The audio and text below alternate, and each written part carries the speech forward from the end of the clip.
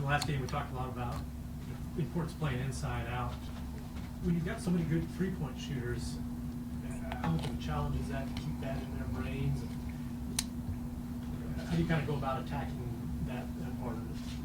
The importance. Keep it in whose brain? In the shooters' brains. That we want to shoot threes, obviously, but we also want to have this balance. Has that been different this year, or is it? How do you go about attacking that part of it? Well, generally, the kick-out threes are in rhythm. You can toe the line. You're stepping into it. There's all kind of positives for inside-out threes, as opposed to threes where you're creating for yourself off the dribble or coming off a screen, where you have to get your feet set. When we throw the ball inside, we have a variety of things that we like to do to, first of all, give the post player room to operate and minimize the chances for digs or monster, which we call the double team. And when you do that, you space the floor on the weak side, try to get the strong side unoccupied so he can go to work. But those guys are just sitting there waiting. If two or sometimes even three guys come double team the basketball, one efficient pass out of that double team is going to create a shot for that person, or maybe one more pass. We call it the one more. So, what kind of progress have you seen from Shaq, and is he 100% healthy now? You'd have to ask him about what percentage. I know he's more healthy than he was after the hematoma in his thigh. He's made great progress. I mean, this is the guy that we can, I don't want to say rally around, but we can if he plays this way, it's going to give us a great chance, no matter who we play or where we are.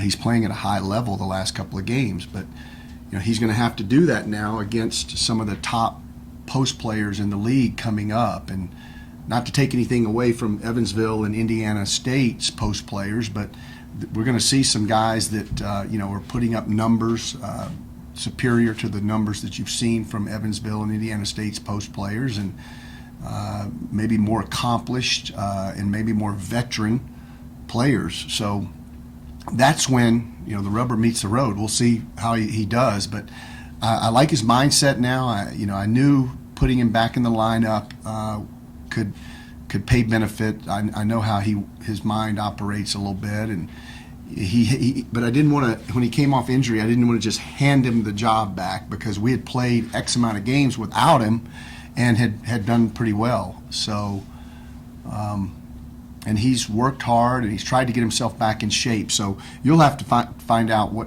percentage healthy he is and what percentage in tip-top shape he is. But yesterday we went very light.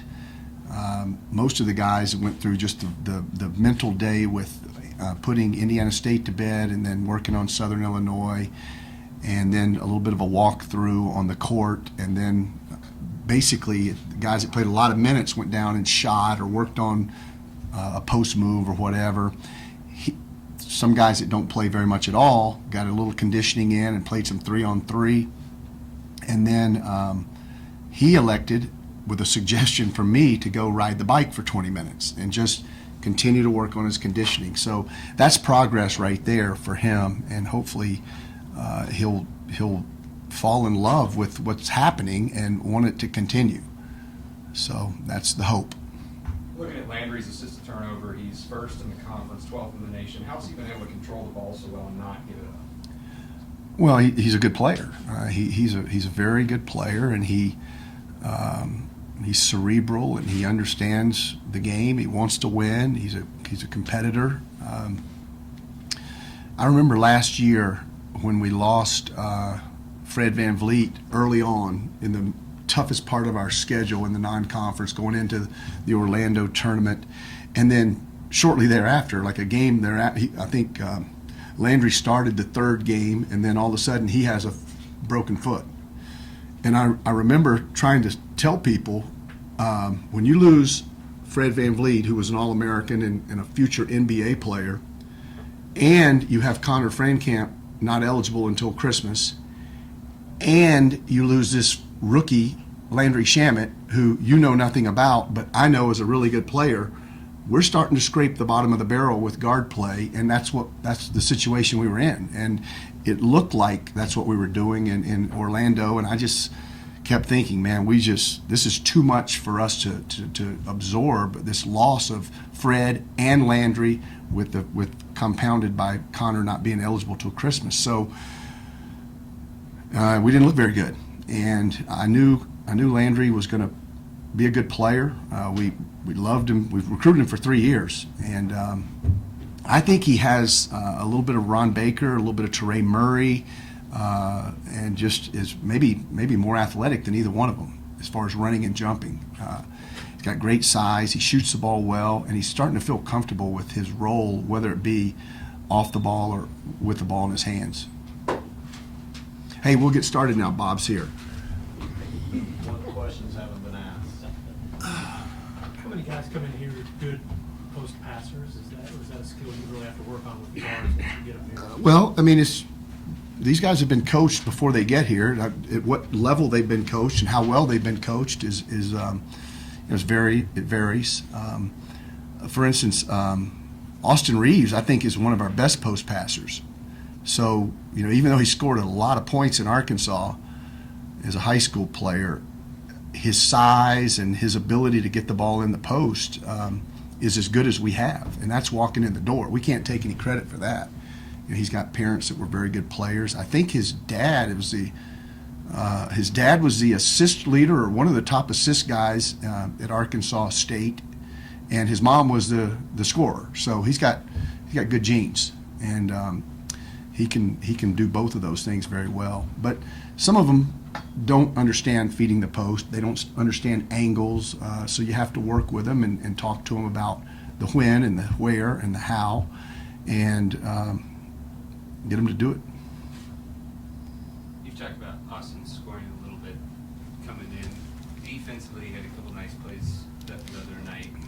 Is that something that's progressing with him, or is that just savvy that's starting to kind of show up a little bit more often? Well, I think Austin is he's kind of got some of the same qualities we mentioned with Landry. He's cerebral, and he understands the game, and he wants to be very good and play at a very high level. And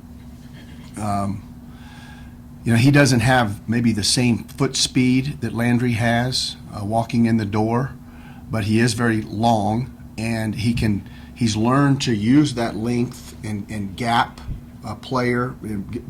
We keep a gap, meaning an arm's length or maybe an arm and a half's length if the guy's really quick, so that he doesn't just blow by you. You got to try to stay in front of him, play defense with your feet and your chest, and he's done that. It doesn't hurt that he's about 135 pounds. So when there's contact, he goes falling backwards pretty easily. So, but he does work hard at keeping his feet moving and his chest in front of the dribbler. And he did take 2 charges the other day. So I thought one of the best plays that he made would probably go unnoticed was he was the tail of a 3-on-1 fast break. And he was back there and he was stunting at the ball, and Brenton Scott, I think, had the ball, and because of the stunt, he gave the ball up too early. So then you're taught to make that defensive player commit, and then you can just dump it off for an easy layup or a dunk. Well, Brenton Scott gave it up too early, so now he used his length and his quickness, Austin did, and contested the dump off, and the guy missed the shot. And Kelly made a winning play and didn't assume that it was going to be an automatic layup, and came back and got a great defensive rebound. And at that point, I thought the game was over when they did not convert on that 3-on-1. And you got to give Austin credit for, first of all, not assuming that it was an easy basket and competing and stunning and then using his length and athleticism. He's pretty athletic now. I mean, on the dunk, first of all, the shot block was incredible, and then Marcus got the rebound and threw it up to him, and he pulled that thing behind his head and dunked it very easily. So running and jumping, he's very athletic, but he's just not the quickest guy in the world, and he's not very strong right now. But hopefully we can work on that with Kerry. Hopefully they're working on that right now. You talked about some of the similarities between Landry and Austin. Have you noticed them on the court? I mean, just talking to each other a lot, like developing a bond off the court. I mean, I think this team, for the most part, is very close. I haven't. I can't read lips. I don't know what's going on with their communication on the court, but I do think that they all like each other and they get along very, very well. And I like the fact that they're both freshmen and in our program and doing good things. And I think that they'll both continue to get better. And they're pretty good right now, but they'll continue to get better. Assuming they stay healthy over the course of their careers. I mean, how good this group could be down the road, it'll be exciting to watch. just kind of looking ahead to Southern Illinois. I mean, what's something that sticks out about them to you? Well, first of all, they rebound it very well, and they turn you over. They're best in the Valley with percentage of offensive possessions that result in turnovers from a defensive standpoint. So. We'll have to be very good with the ball. We'll have to take care of our passes and our dribbles, and they've got some shot blockers back there. They play very hard. He's been doing it for a long time. He does a great job. He gets his guys to really compete, and they're athletic. So we'll have to keep them off the glass. They really go to the offensive glass very hard, and if we can do that, then maybe we can get some transition. They're good in transition, but if you can rebound against them, you can be very good in transition because they bring the house. It's like a blitz. Most possessions, you got to pick up that extra linebacker and protect your rim or your quarterback, and then if you do that, you can have opportunities down the field or down the court. In the spirit of the NFC and AFC championship. Okay, thanks guys.